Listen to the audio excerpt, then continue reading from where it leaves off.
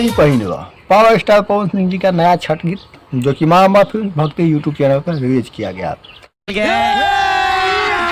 अभी मजा आएगा ना भिड़ो। वैसे तो भाई साहब पावर स्टार पवन सिंह जी से इस टाइप का उम्मीद ऑडियंस को रहता नहीं है, लेकिन इस बार ऐसा ही देखना पड़ा। ये सब क्या देखना पड़ रहा है? अच्छा है मैं अंधा हूँ। भाई साहब पावर स्टार पवन सिंह जी का ये गाना जो है वो एक ट्यून है, और ट्यून है करिश्मा कक्कड़ का, जिन्होंने सबसे पहले गाया था उसी ट्यून पे। फिर पावर स्टार पवन सिंह ने देवी गीत गाया था, उसका फिर उन्होंने छठ गीत। तू समझा? हाँ। नहीं तू समझा नहीं।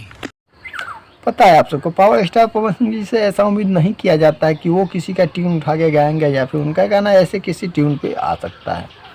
लेकिन वैसे हम बात करने वाले नहीं है इस सब मुद्दों पर। लेकिन पावर स्टार पवन सिंह का छठ गीत आया है तो गाना काफ़ी बेहतरीन है, ऑडियो क्वालिटी भी ठीक है, वीडियो क्वालिटी भी ठीक है।